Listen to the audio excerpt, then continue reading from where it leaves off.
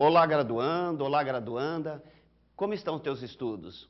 Espero que as outras aulas que você assistiu, participou e refletiu sobre os conteúdos dela tenham te ajudado bastante e ainda estejam te ajudando muito. Neste encontro, que está quase antecedendo o momento da banca, nós vamos conversar um pouquinho sobre as linhas de pesquisa, nós vamos conversar um pouquinho sobre o momento que antecede a banca e o momento pós-banca. Como estas coisas acontecem e como você vai ter que se comportar neste momento em que você se encontra aí no teu curso.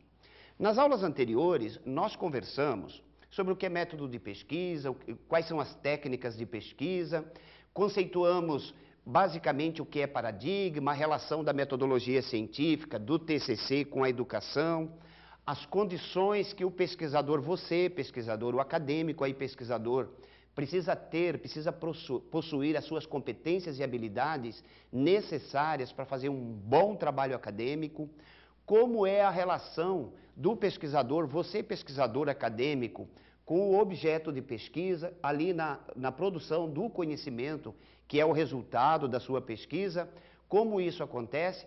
Também conversamos em outros momentos sobre como deve ser a estrutura do projeto pedagógico, aquelas partes todas do projeto pedagógico, tema, delimitação do tema, objetivo geral, objetivos específicos, a justificativa, problematização, hipótese, fundamentação teórica, metodologia, cronograma e referências. Também conversamos em outros momentos sobre o formato, a estética que tinha que ter o seu projeto e, naturalmente, toda aquela estética que nós conversamos, aquelas normas da Associação Brasileira de Normas e Técnica exigidas para o projeto que você fez lá atrás, devem ser respeitadas aí na produção e na entrega do seu trabalho acadêmico. Neste momento, você está no finalzinho de tudo isso, você passou por todo o sufoco da produção do seu projeto lá atrás, todo o sufoco da produção do seu artigo científico e está chegando o momento da banca.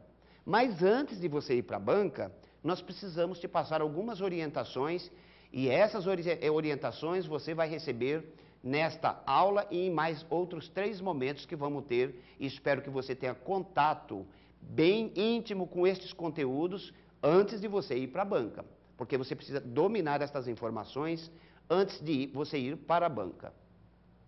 Muito bem, quando você decidiu fazer o seu trabalho acadêmico, primeiramente você procurou encontrar um tema que você tivesse condições de fazer, tanto condições intelectuais, condições de possuir material e condições de tempo, de poder disponibilizar um bom tempo da sua vida como estudante, como pai ou como mãe, se você for, e como trabalhador, se você já está trabalhando, então você precisava pensar em um tema que você realmente tivesse condições de fazer.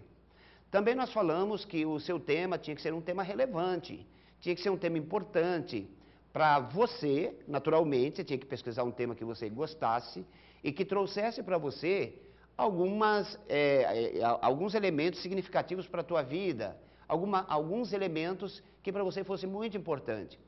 Mas não só para você, para a comunidade acadêmica, para a escola, onde é o seu ambiente de trabalho daqui a pouco, para a cidade onde você está, para a educação do Brasil de uma forma geral. Neste momento, acreditamos que você tenha passado por tudo isso.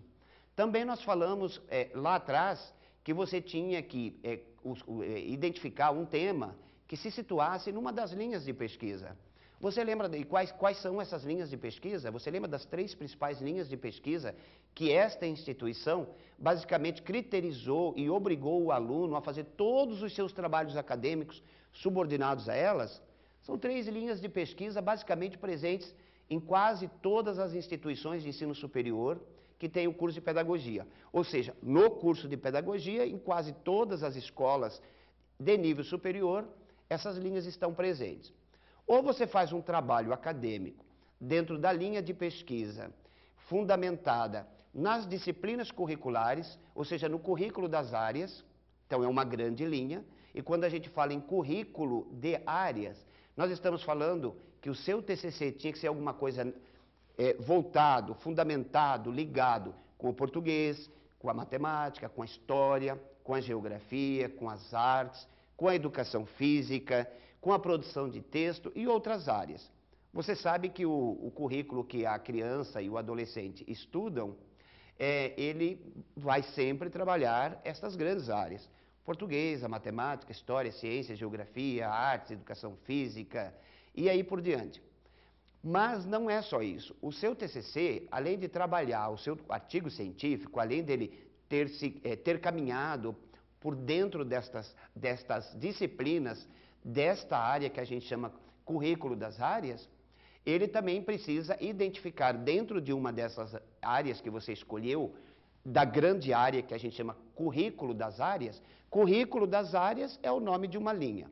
Dentro de currículo das áreas, nós temos todas as disciplinas curriculares que nossas crianças e nossos adolescentes estudam até o ensino médio. Basicamente, todo mundo tem português, todo mundo tem história, todo mundo tem geografia, matemática, artes, educação física.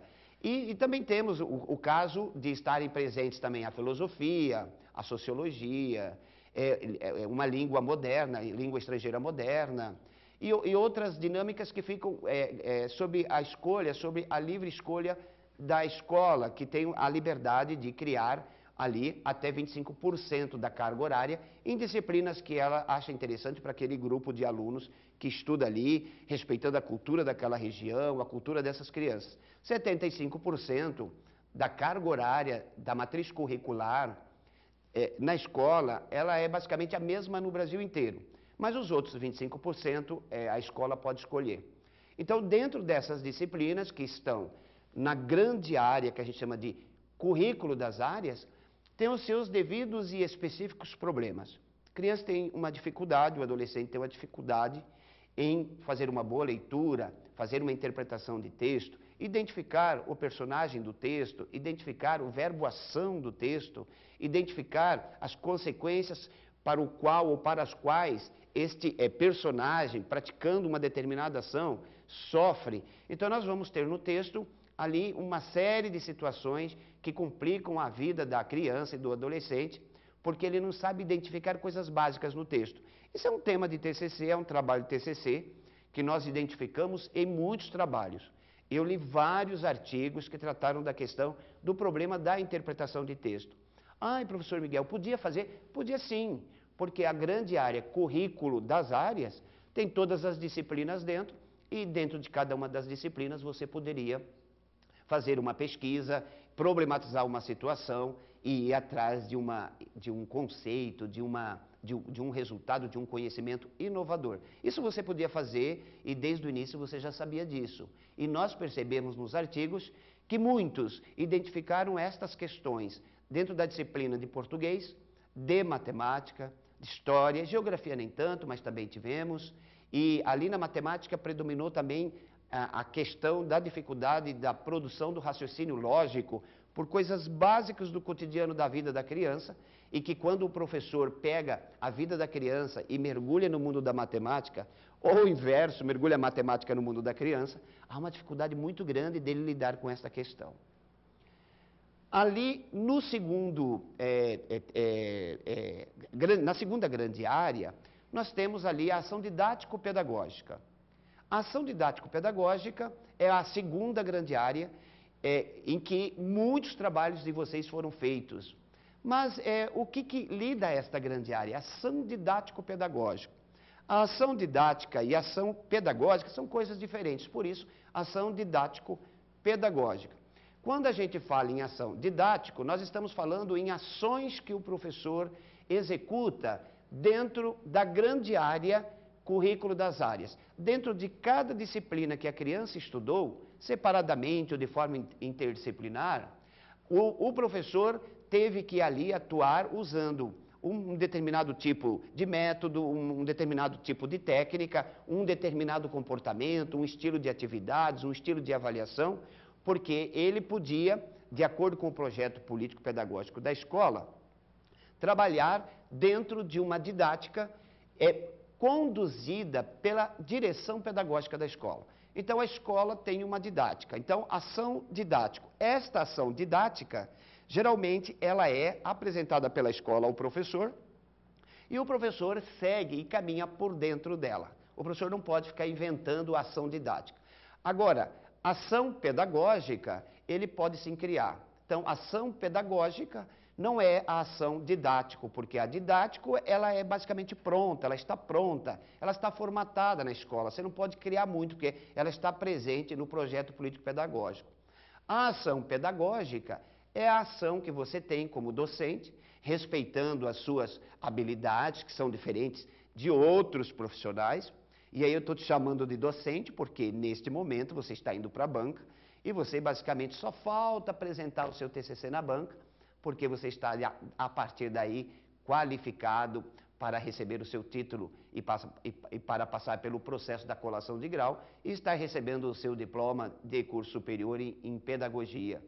Então, como pedagogo, como profissional, depois da educação, dentro da ação pedagógica, você vai poder colocar dentro da ação didática da escola o seu estilo. Porque a ação pedagógica é a ação que você executa como professora ou professor desta ou daquela disciplina, ou como regente na turma, mas ali carimbando na turma o seu estilo, as suas habilidades, as suas especificidades. Nesta questão, nós tivemos muitos artigos interessantíssimos. Posso dizer para vocês que muitos deles foram muito bem elaborados, porque o professor colocava ali a relação professor-aluno. Nada mais é do que a ação pedagógica. Porque a relação professor-aluno, ela é diferente da relação elemento didático do professor com o aluno. Porque quando a gente fala em ação pedagógica, é do profissional com o seu aluno. São as habilidades deste profissional com este tipo de aluno. E aí nós tivemos trabalhos interessantíssimos. Então, a relação do professor com os alunos, a relação dos alunos com o professor, a relação dos alunos com a direção da escola, a relação dos alunos desta escola com alunos de escolas que são privadas, no caso é uma escola pública, então como este aluno se relacionaria com o aluno da escola privada, e se aí é uma escola privada, então apareceram trabalhos como o aluno desta escola particular se relaciona com o aluno da escola pública. Nossa, professor, mas o relacionamento é diferente? Sim, os artigos que chegaram, eles trouxeram elementos muito interessantíssimos que buscam o olhar da criança que estuda em escola pública para a criança que estuda numa escola particular e também o inverso. Então, nós temos uma série de questões que foram desenvolvidas nesta segunda linha, que é a linha ação didático-pedagógica. E a terceira linha, muito interessante também, que é a gestão escolar.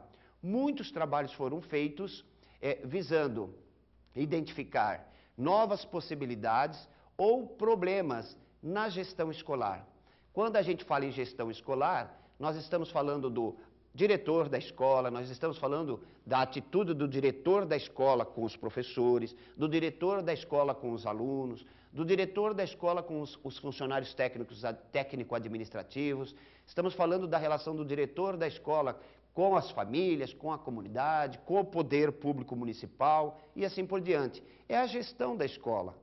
Mas também nós estamos falando, quando falamos de gestão de escola, estamos falando daquele profissional que é o pedagogo da escola, que não é o administrador da escola, mas é aquele coordenador pedagógico que faz as reuniões com os professores e acompanha o trabalho docente, aquele que verifica o planejamento do professor, aquele que verifica como este professor leciona, como esse professor faz as avaliações, como este professor avalia seus alunos, é aquele coordenador que avalia o comportamento, o trabalho do professor em reunião de pais, quando é o professor que administra a reunião de pais.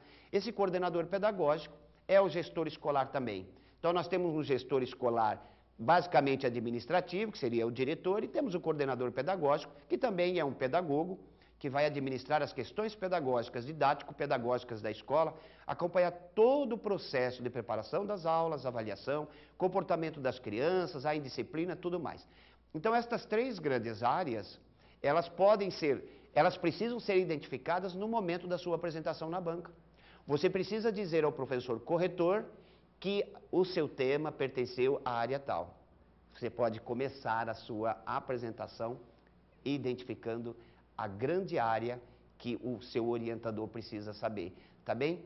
Eu espero que você, se você não tenha entendido algum conceito de uma destas grandes áreas, que você volte aos estudos reveja isso para se sentir mais seguro na hora. Até o próximo encontro.